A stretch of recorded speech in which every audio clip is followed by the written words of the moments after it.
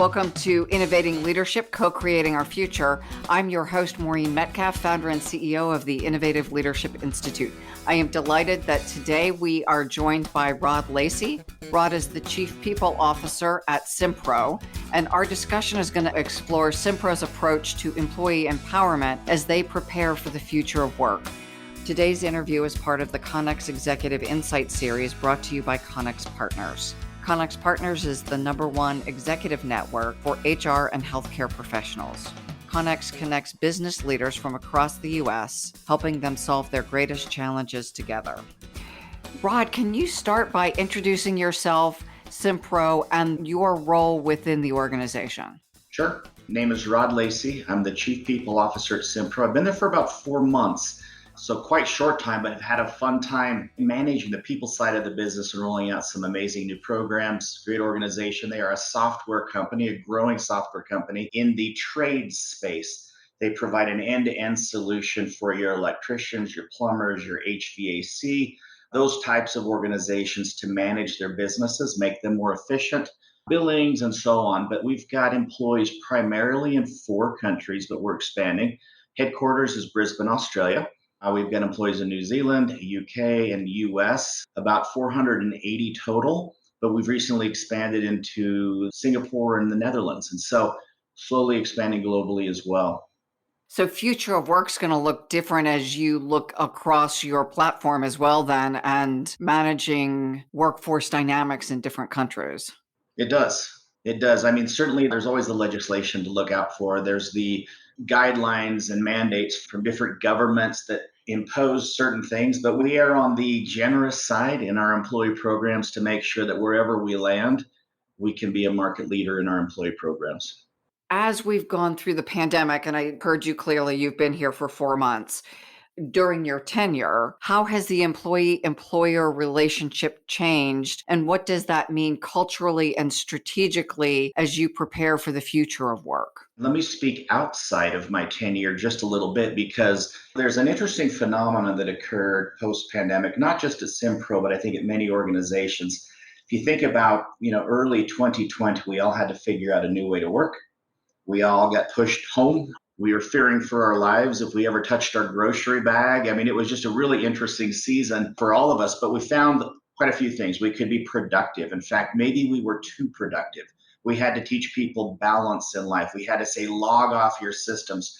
For the most part, I mean, we all lived through it. We found ourselves in this new era of productivity, a different way of doing good work. I would have even said before the pandemic that my job needed to be office-based.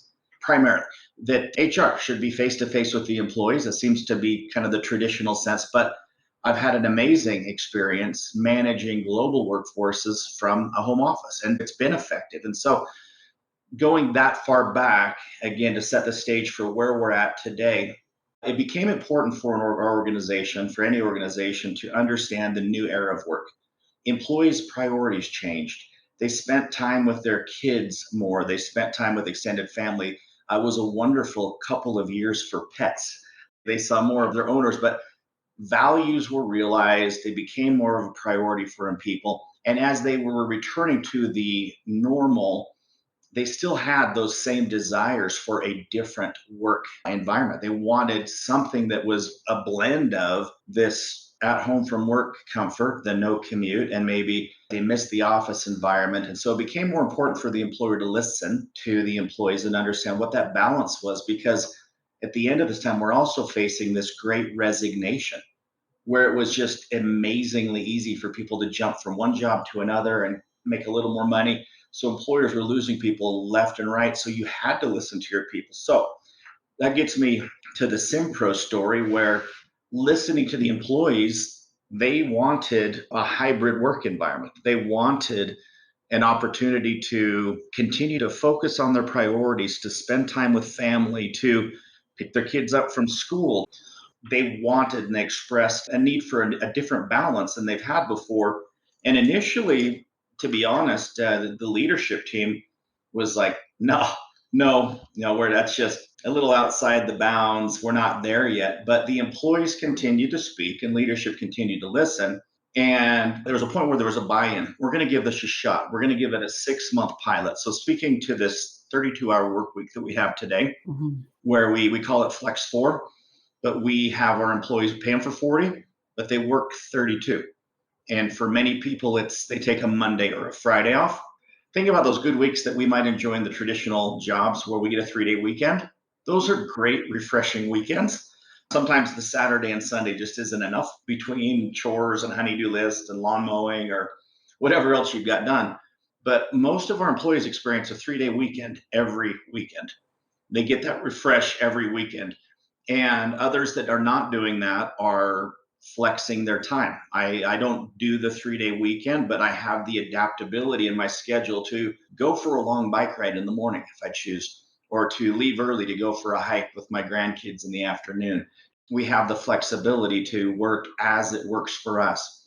And so we did the pilot, and the pilot was truly a test. Leadership bought in, we're going to do this, we're going to give it a legitimate worldwide pilot. This is flipping the mindset because they listen to the employees. We measured at the halfway point at the end very important metrics. We looked at engagement, we looked at mental health, physical health, we looked at burnout and stress, and we looked at productivity. What we found was amazing at the midpoint. At the end, the survey was done by a third party so that we got candid feedback. All of those indicators were absolutely moving in the right direction. Engagement was up, work-life balance was up, happiness was one of the things we measured was up, burnout and stress were down. Obviously, hours worked per week were dramatically down, but productivity remained the same. And that's a huge success for us because when you're removing, a day of the week from the mix, you'd expect productivity to go down by 20%. It didn't. It stayed the same. And so for us, that was all the success we needed to see. We've recently embraced this globally as a permanent go forward program. That's the employees that asked for it, meaning it wasn't like the leadership sat in the room and said, we ought to go with a 4-day work week. The employees were asking for something different. We listened and implemented, and it's been amazingly successful. We had blips during COVID of things, people were more productive and then they were less productive. Yeah. It sounds like you wouldn't have gone permanent if you don't expect this to be more productive. It's not a blip. Right. So let me tell you an interesting thing about the more productive, less productive that I don't think a lot of those surveys take into consideration. As we've rolled out programs that work for our employees, allow them to be adults and manage their lives, our voluntary attrition is dropping down to a negligible amount. It's just almost non existent because we're taking care of our people. So think about the skill set that we've got in our productivity. Think about as we grow the tenure of our employees, they know their jobs better, they know the customers better, they serve better. Productivity is going to go up. Again, that's an element that I don't think a lot of those surveys take into consideration is these organizations that were losing 30 to 50% of the workforce every year, productivity is almost impossible to measure. But again, we're measuring like over like the same employee base over this period of time and seeing flat or improvement, which didn't surprise me because I watched how the workforce adapted early pandemic. It was pleasant at the same time to get the results back and think, yes, we can keep this program. Your tech sector, and that's one of the areas where people are resigning a lot. That's right. They can work remotely, so there's limited barrier to, I live in Ohio, but I want to take a San Francisco job that has a higher pay range. I can do that Right. in the tech space. So that's even a stronger endorsement that given the mobility of your workforce, Yeah. if your attrition is negligible, and to your point, having coming out of a consulting firm, this was years ago, where we were growing at 25% a year, plus people were leaving. The ability to just run a project when a quarter of your people Yeah. are new. I mean, they're competent, they're smart, they're all those things, but they don't know your stuff was painful. No, Maureen, to your point, I've had that job before. I've been in those environments where the churn is higher. It's the treadmill that just won't end. You've got to not just add your growth, but you've got to refill and backfill those that have left. And your productivity is never where it could be. Now, you can't keep everybody, right? And it's not healthy necessarily for an organization to retain everybody because skills may change, your needs, requirements may change, and we're growing. We're growing in all markets. And so we are adding the new people, but what a benefit for us to be able to secure a workforce in such a way that they're contented, happy. They know we're taking care of them. They know that we have their best interests in mind.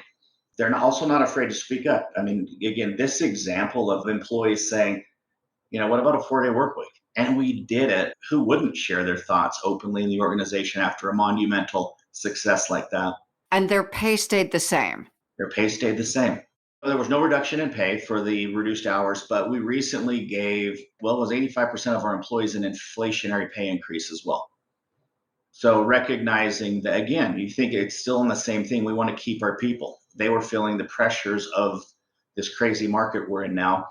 And so we're doing what we can to treat our people well and make sure they understand we want them here. It's just an amazing story as I think about all of the questions that some of your cynics are asking as they listen to you talk about this. Yeah, for sure.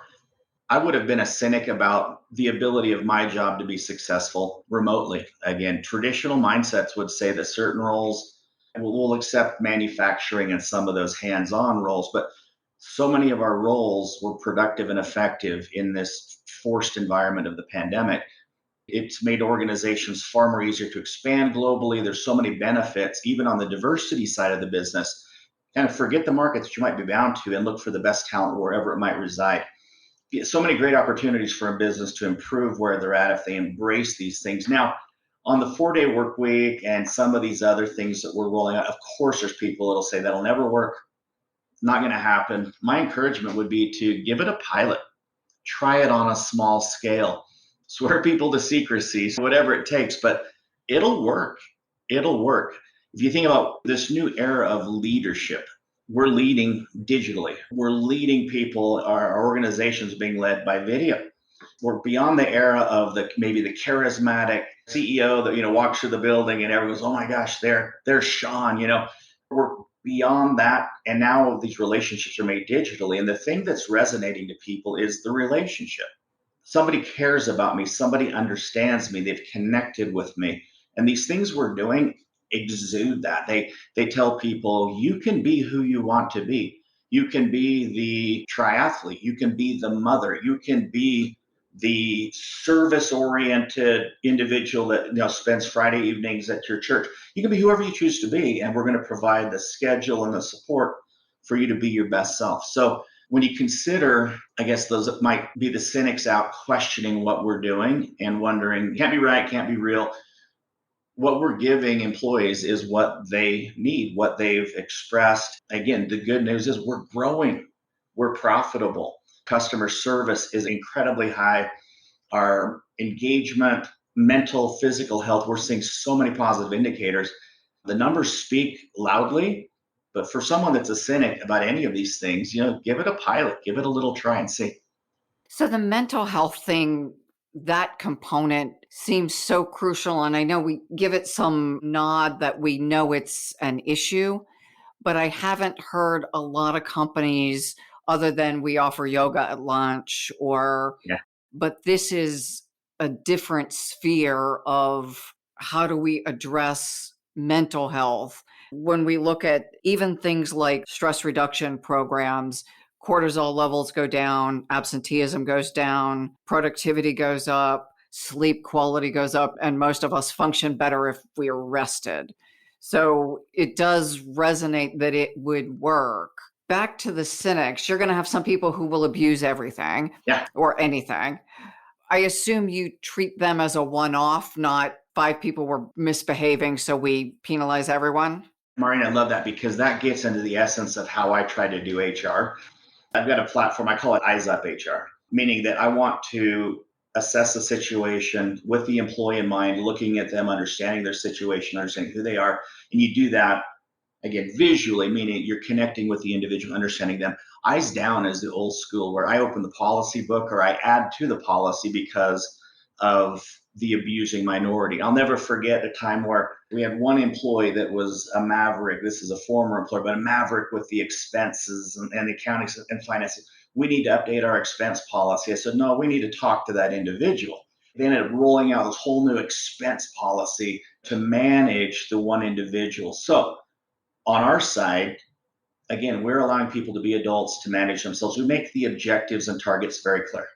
We allow people to manage themselves to those things. Now, there are times where they recognize on their own that they are behind and they might work their flex day. It's not mandated, but they recognize the role expectations and they govern themselves incredibly well. Yeah, what we're not doing is we're not writing all of these massive guidelines. We had to provide clarity. There's little things like, well, what about if, July 4th falls on a Friday and that's not my flex day? So we had to provide some clarity around the application, but not around, I guess, the restrictions and the boundaries. But we've got the unlimited paid time off policy in the US. You don't want to roll that out and say, and we think unlimited feels like about 20 days a year, because that defeats the whole purpose. And so you allow people to govern themselves. And if they're missing their targets, objectives, you address that around their performance, not by adding to a policy or a standard. This seems like the crucial question. It sounds like you may have some abuse. And to your point, that's a performance management question. Yeah. And the rest of the population is tending to value the benefit and choosing to behave accordingly. Yeah, just almost without exception. The organization has just embraced it and done exceptionally well. Our issues were just unforeseen applications. So, there were just week to week a couple of questions that would come up and go, oh, I hadn't thought about that. But no, I would say that, again, where we've made the objectives so clear and performance expectations have been outlined for employees, they're getting their work done and reporting to their managers, having one on ones. I'll tell you another interesting benefit. Like I said earlier, I don't take that flex day. I might take flexibility during the week. However, because most of our employees take a Monday or Friday off, what I get on Monday and Friday is the coveted no meeting day. Because if you think about it, there's half of the employee base off 1 or 2 days. So I don't have that many meetings. And so I'm moving projects forward at a pace like never before, because those are light meeting days for me. Otherwise, I mean, every other prior role, my calendar was like liquid. If there was an opening, something flowed into it and the day was gone before we knew it. So there's some other advantages, even for those that are not flexing on a Friday or a Monday. So you could take Wednesdays off and have no meeting days and a day off. That would be a dream. Give that a shot. That's a wonderful plan, Maureen. There is also the how do I meet my objectives bit that. Yeah, that's true. There is work that needs to be done. Well, so the other thing you said is people are generally working around the 32 hours. They're not doing 12 hours a day for 4 days. That's right. Yeah, we have seen, and that's been our intention. We've seen that people have embraced working less than 40 hours a week. There are times where we see more than 32. Again, we're not seeing more than 40 on average because they're going to be gone for a full day. They're meeting their deadlines, they're meeting their objectives.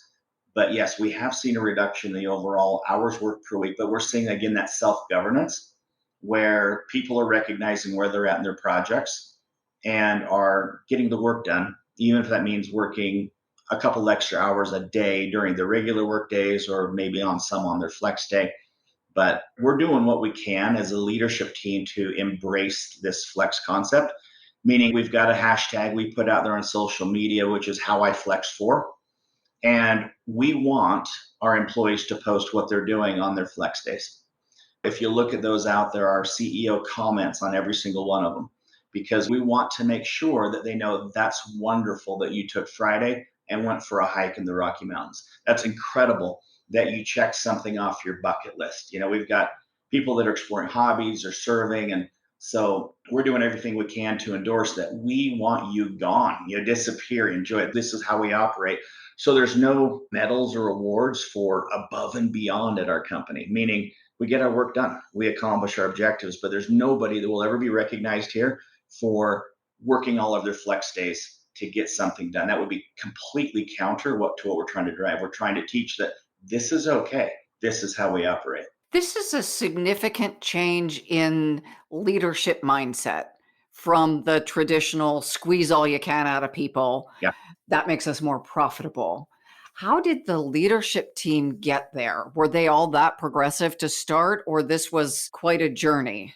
It was a journey. There's no question that most of us have to get our heads around some of these new things. Now, I've been wanting to try a 4-week work schedule, pilot it for a while, no success. simPRO reached out to me when I heard that they were about ready to lock into a 4-day work week. I said, I'm in. Please select me for the job, because I wanted to work with a leadership team that was that willing to try new things, because that's what it's going to take to succeed in this new era of work, is the organization that leads with these things rather than responds when it's mandated or something to that effect, then somebody else gets all the credit. No, the leadership team was very much against it for a while. If you think about the era, the period of time where people were being encouraged to come back to the office, that's the era of time we're talking about, where our leadership was like, we're not going to do this. We're hearing that our employees would like more flexibility. They would, we need to get back to work. We need to get back. And the employees kept speaking, leadership kept listening. And finally, there was just a light that went on, and it was, let's give it a try. And at that point, everyone bought in. Now, I was bought in when I joined the team, because in fact, I was one of the reasons I was excited for the opportunity, was to be at an organization like this. But I guess back to a point a minute ago, well, I guess Netherlands is looking at a 4-day work week. You see some movement around that in the world, but for now, there's not a big governmental decree that this is the new way of doing business. But think about things like, we rolled out a parental leave program not long ago. It's 24 weeks of paid parental leave for the primary caregiver, which in the US is almost unheard of. It rivals some of the Western European countries. The US is kind of in a sad state of not providing any paid parental leave. We decided to roll out 24 weeks of paid parental leave for the primary caregiver and 8 weeks of paid parental leave for the secondary caregiver. Now, I've got 5 children, and I'm trying to convince simPRO that I didn't get any of that when my kids were young. Can I please have my 8 weeks times 5 kids, my 40 weeks of pay? And they've said no, but I'm still working on them. That's a great benefit. There needs to be a time where our government in the US says there needs to be paid paternity leave, right? And I hope we get there. There's questions of funding. It comes up in most legislative sessions. But when that comes, if that's when your company decides to embrace it, the government gets all the credit for doing the thing you should have been doing all along. We did this because it was the right thing to do. There's no governmental decrees or city or county ordinances that pressured us in any way. And so we rolled that out in all of our markets. One of the other things, and I'm asking this with permission, the Roe versus Wade decision. Yes. And you are responding to that as well. And I realize that these are tricky political conversations. Sure. And some organizations will fall on one side and some will fall on another. Let's just get to the point, be candid and honest. Whatever political affiliation someone might have around this topic, let's put that aside. As a leadership team, we keep track of the occurrences in all of our markets, be it economically, politically. And this was a big one in the US. Again, not just in a divisive way, but in a way that it impacted a woman's right to her own physical and reproductive health. And so as a leadership team, we made a very quick decision that we wanted to take a stand. Again, people will disagree with the stand we took, but we wanted to make sure that we enabled individuals, if that was a choice they needed to make, that we enabled them to continue to make that choice. And we've done that through a medical travel reimbursement program. So if any of our employees needs to travel for medical procedures, we cover up to $5,000 in those travel expenses. Again, it was designed to be empowering. It was designed for, in our way, we call it doing the right thing. It felt like the right thing to do. The same way that the parental leave feels like the right thing to do. That's driving our decision. So yes, we did take a stand in the Roe v. Wade situation. We found a way to administer it where we as an organization will never know who may have ventured where for what procedure.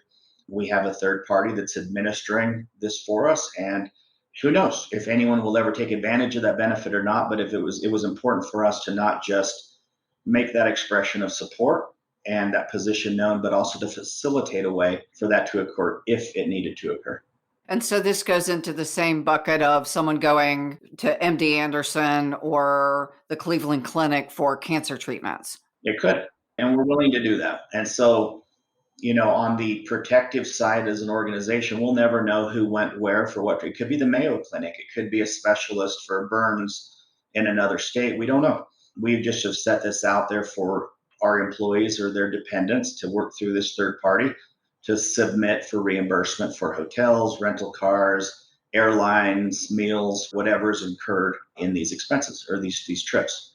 And we assume that people are held to some account by the third party administrator that if I live in Ohio, I can't go to Hawaii for an abortion Yeah. and spend a week on the beach. Yes, there are checks and balances in place, but for them as well, because of the political climate, Mm-hmm. this third party is not getting too much into the weeds either. So, to your point earlier, Maureen, this is a program that could be subject to abuse.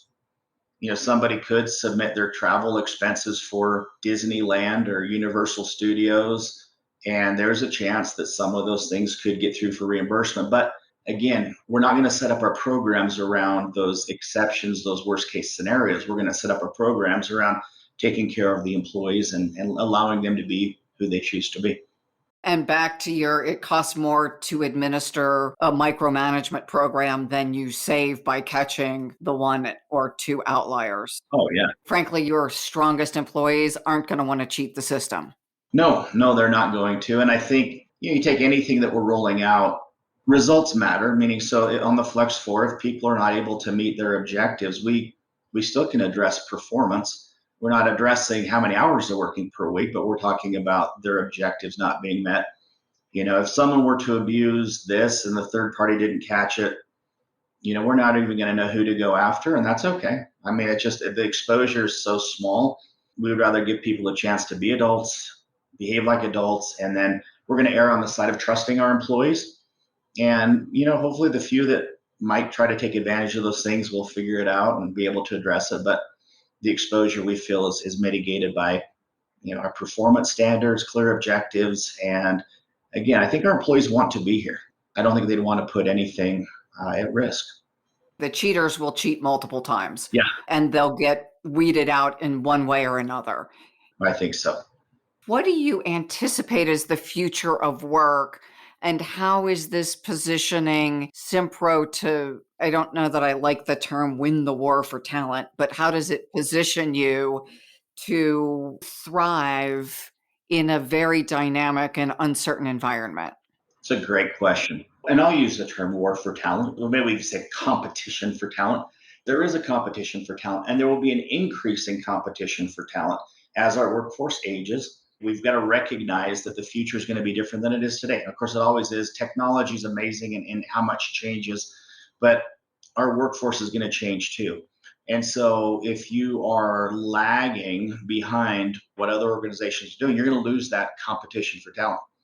There are those individuals that want a traditional work setting and want to go to the office. And I taught my employees today, I taught my managers about interviewing today. And there's a different skill set that it takes to thrive at a growing software company like simPRO.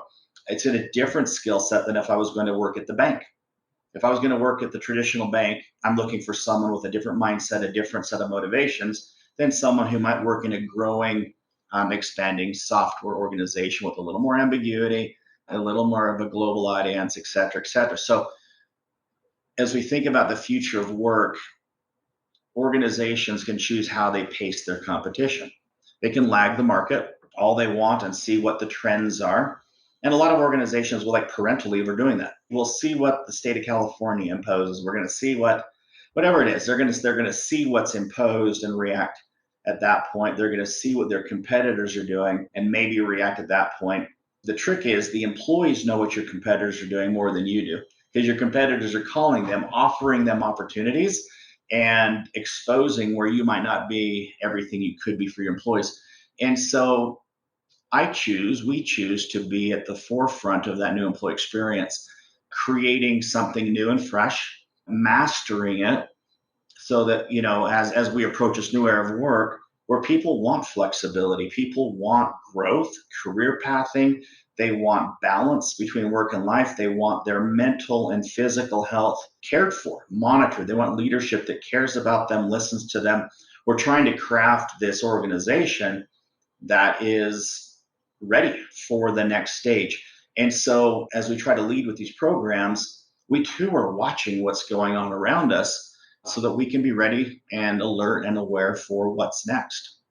I assume then you have a strong strategic planning or at least a process to be looking at trends, looking at competitive analysis, because the tech industry is changing quickly. It is changing very quickly, and we watch that spectrum, we watch all spectrums, but in the tech world, and that's the demographic that we're competing for, and we're a small company. Nobody's heard of us, and so some of the things we're doing now, we're trying to get our name on the roadmap so that people know who we are. I'd never heard of simPRO when they reached out to interview me. And so some of the efforts here will hopefully get us better known so that people are not surprised when we reach out to them for an interview and they get excited about the opportunity or more proactive in their own reaching out for us. But we are watching what's going on out there. Our executive team meets 6 days a week. And so that sounds a little bit of a contrast to what I shared about the Flex 4. But there's 7 of us, but we meet 6 days a week for an hour to hour and a half. And in that session is our strategy. And part of that session is what's going on in the market around us. So headlines are shared, articles are shared, trends are shared, statistics are shared. So the people side of our business is a part of almost every discussion. So it isn't then the thing you do annually or 3 years or 5 years, it's an ongoing. It can't be a quarterly or even an annual focus. It literally, for us, as we see anything at all, I mentioned the Netherlands looking at mandating a 4-day work week.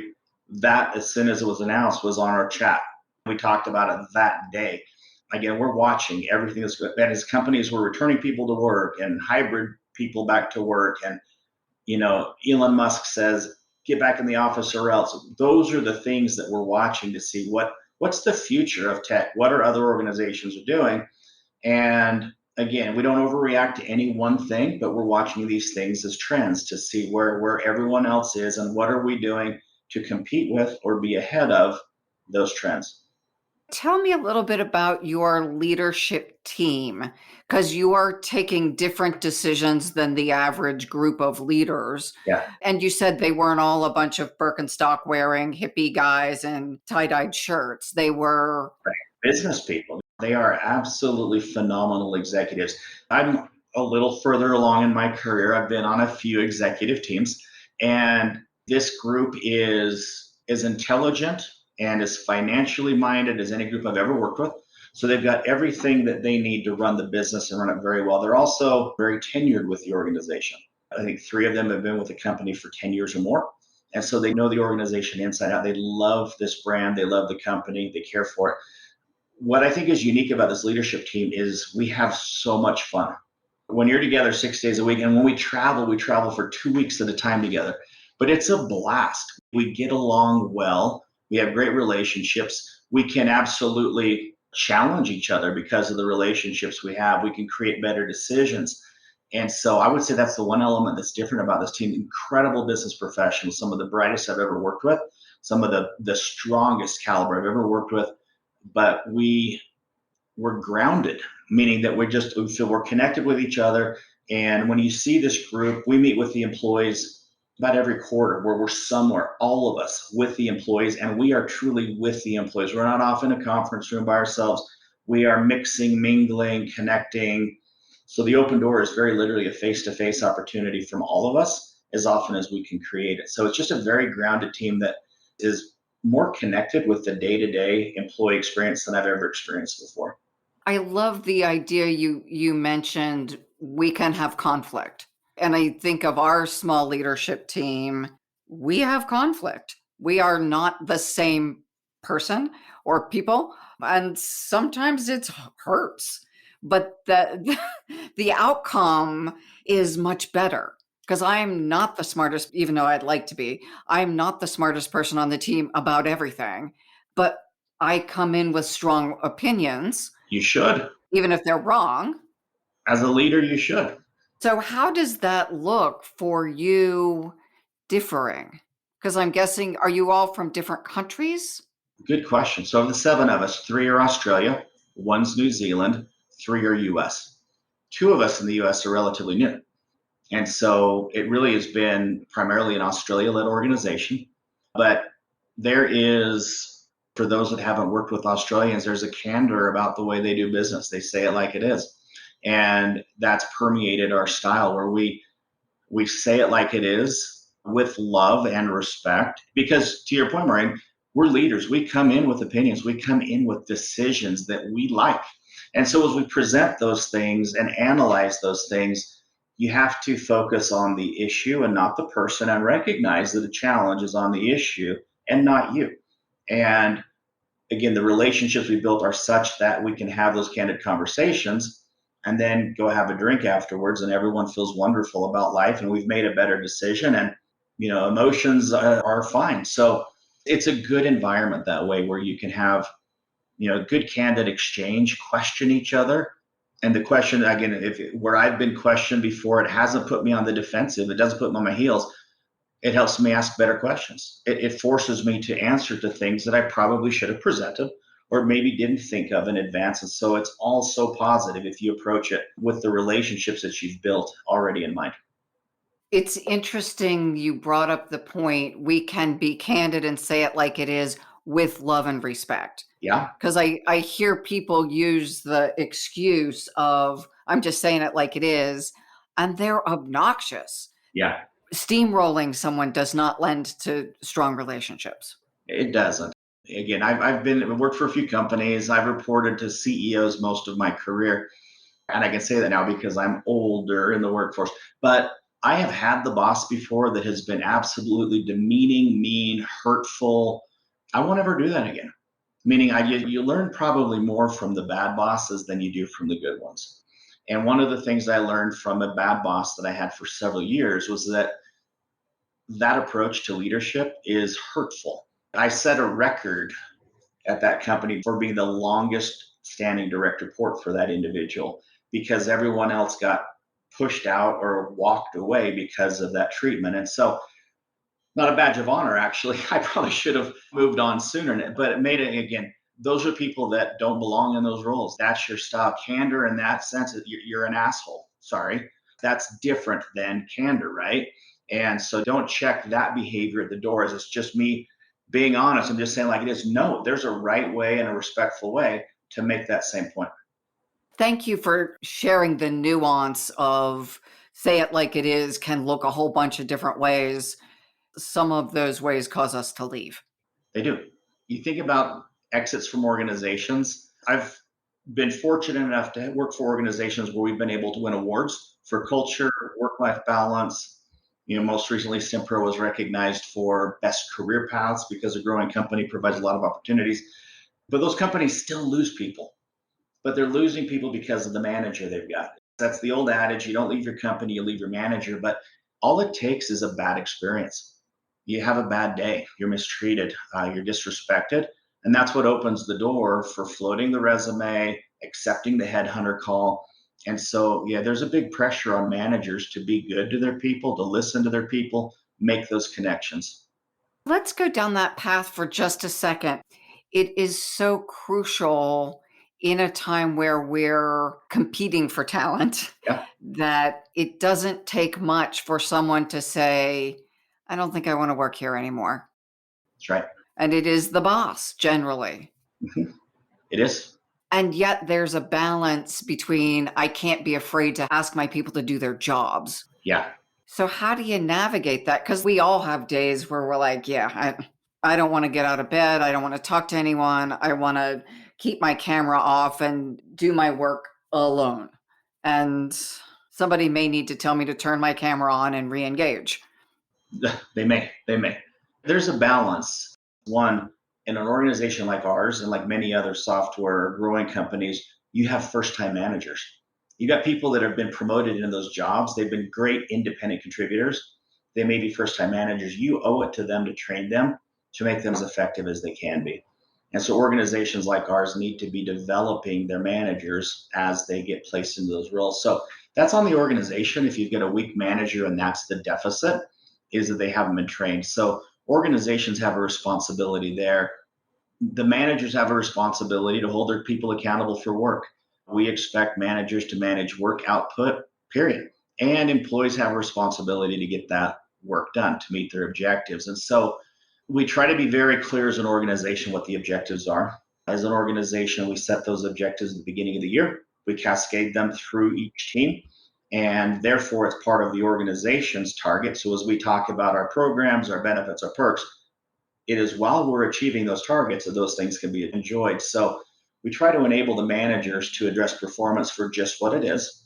It's performance, and it does put them in the rough seats sometimes. They have to.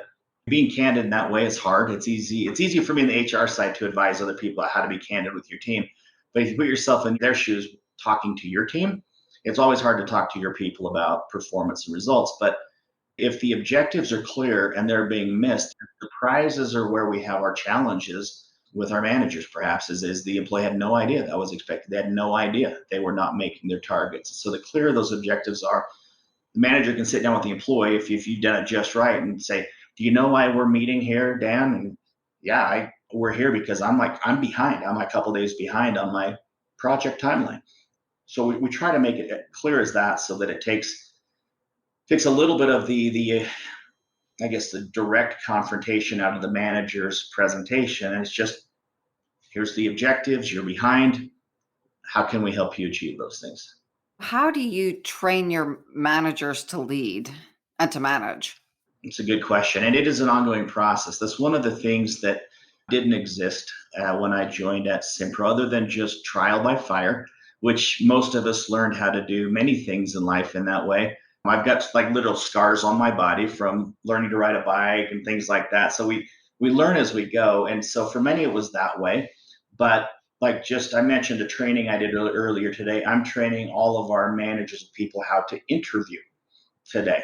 Actually, I'm doing 7 sessions over the next 2 weeks so that we can have some personal conversations with those 60 managers of people and teach them how to be as effective as they can in selecting the future talent for our company. And so it'll be modules and elements like that rolled out a piece at a time to managers and even to our employees. So we're building out that content. We've identified competencies that our managers need to have. We're building that content out. You can't overwhelm them with 6 or 8 courses at once, and so we're rolling them out one at a time.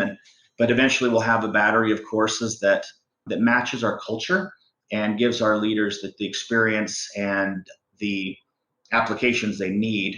We've looked at some external partners and things like that could expedite some of this training, and some organizations will do that.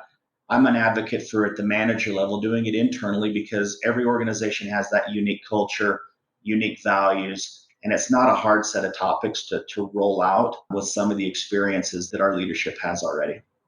So it sounds like you're investing, like you have in all of the other areas, in building the skills in your managers and leaders. We have to. Yeah, like I said, that's where the organization could ultimately fail, is if our managers are the reason that people might leave the organization.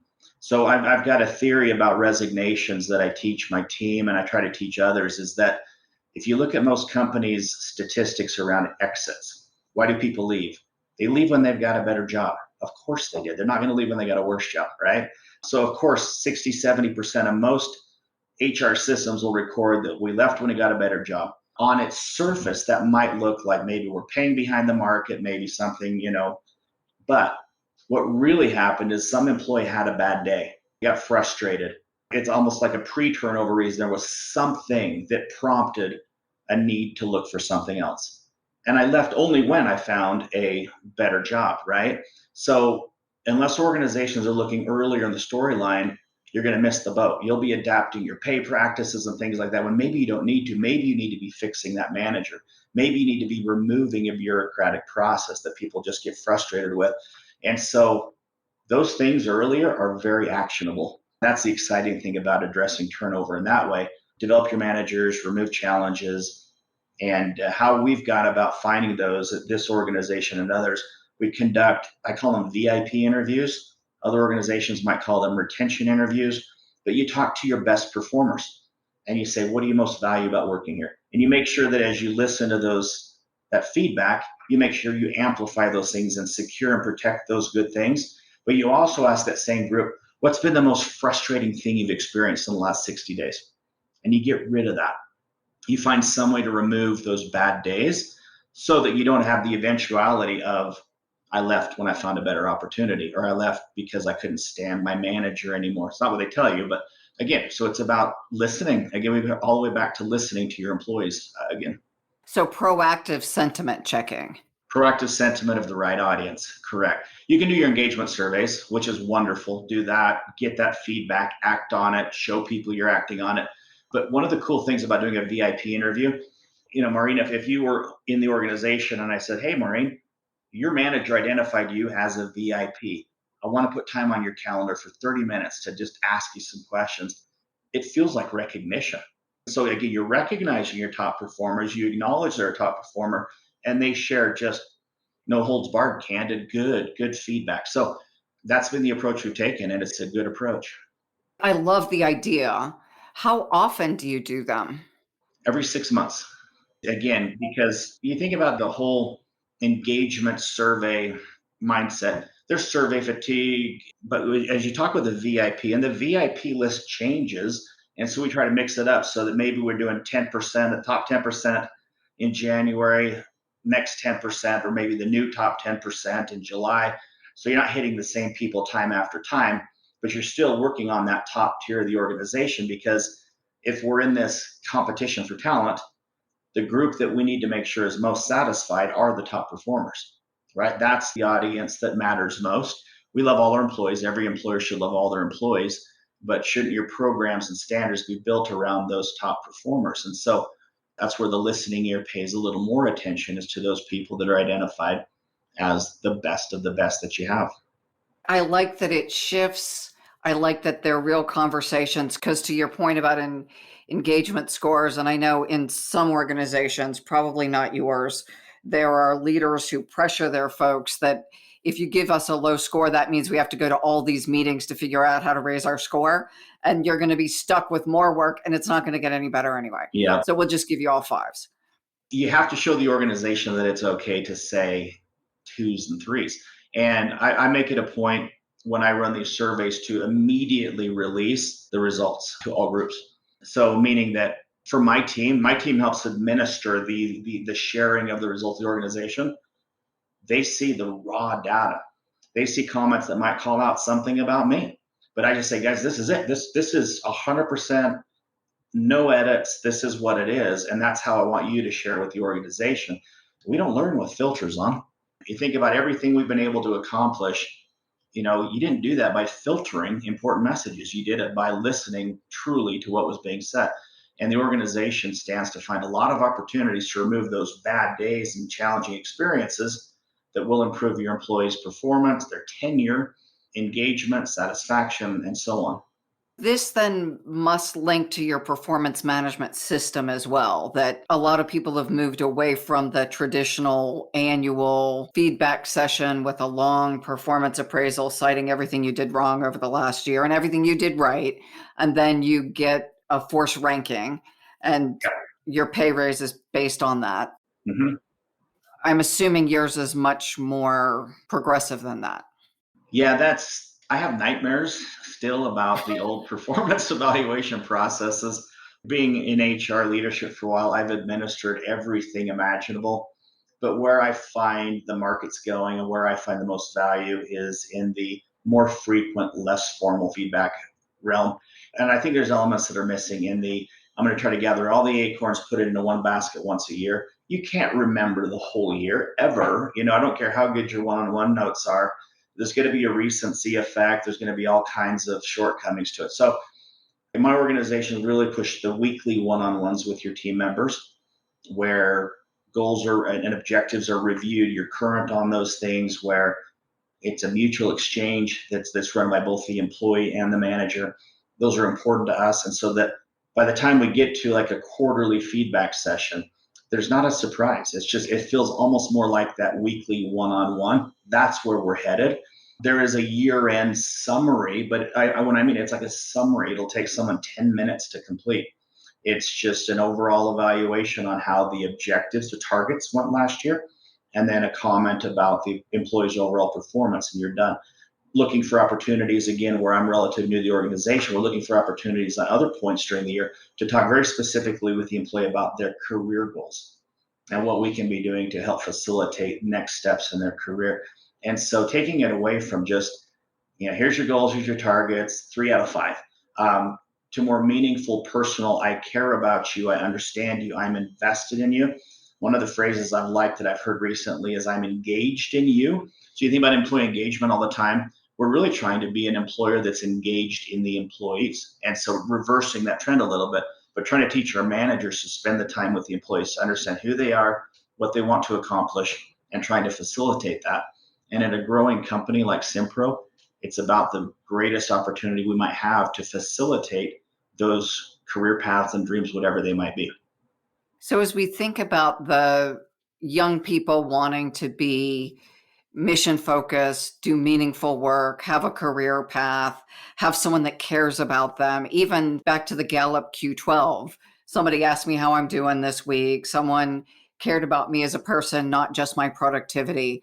It sounds like whether you went through those one by one or however you designed your program, it sounds like you've captured the gist of the different theory and both what demographic groups want and just what factors are required for highly engaged employees. We're trying to. I would never say that I'll ever have that mastered or that we're ever ahead of the game. My job is still identifying what's next. It's kind of a fun situation to be in, but we rolled out a few new programs to our employees at our last big town hall meetings, like worldwide, which means it's early in the morning for some groups, late at night for others. But we rolled out like our parental leave program. We rolled out the Roe versus Wade thing. I literally had to hold back some of my future programs because it was just too much. We rolled out, I get the same meeting, we rolled out an outreach program where employees contribute a couple of dollars a paycheck if they choose.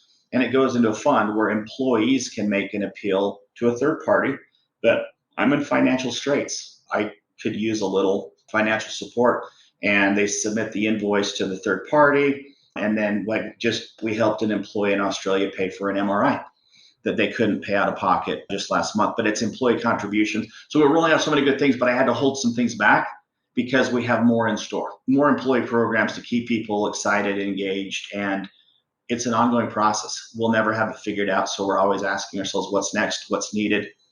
We're trying to be a great employer. We want to keep people engaged. We recognize that engagement is kind of the beginning of the cycle. If they're engaged, we get the most out of our teams. I mean, they're happy to be here. They're an active, engaged member of the team. But we're going to get there more holistically with these programs we've got, where we allow people to be who they choose to be, balance life as they choose to balance it. And again, it works out to the benefit of the employee and the employer. Final question. As you look at the new programs you have going on and the things you've already implemented, which sounds phenomenal in 4 months, I can't imagine talking to you next year and hearing what you've done. So, what are you most excited about over the next year? What do you have in store? So next in line for me is peer recognition, values-based peer recognition. The company has great values. Peers are big fans of each other, but there's never been a mechanism, for the organization to call out peer-to-peer recognition, nor has there been, in my opinion, as much reinforcement of the values as an organization like ours should have. And so for me, that's on the immediate horizon. The next 60 days is a solution for peer recognition. I think big picture, though, more exciting than all of that is I'm doing a lot of work around clarity around career pathing, global career pathing, so that employees in all countries and all careers can see what's next, what's required for next steps. I think that will have as big of an impact on our employee experience as just about anything else we're working on. It's a lot of work, but we've started those conversations, the mapping of jobs and everything already. And I feel like we owe it to the employees to show them what's next for them, because you'll lose people in the same way that if some might have a bad day, if they think they're at the end of their career, where do they get their next step? They might get it somewhere else, right? That might be the door that opens. And so I see that career pathing development as one of the biggest contributions that we're going to make in the next 12 months for our employee base. Beautiful. Rod, thank you. It's been such a pleasure to hear about the very progressive things you're doing and that you're doing it in a business with economically solid leaders. This isn't an experiment that as soon as the market turns down, you're going to turn all the benefits off and go back to the old way of doing business. It's been a blast. It's been an honest, I've never had so much fun and seen such positive results. And it's just so nice that it can be hand in hand that way. Where would our listeners learn more about simPRO, maybe some of your programs, or about you? Oh, good question. I don't think there's that much about me out there. There's been a couple of blog posts we've put out recently, one in particular about these programs. On simPRO, certainly our website, the careers page has quite a bit. We've built out quite a profile on the Comparably site as well.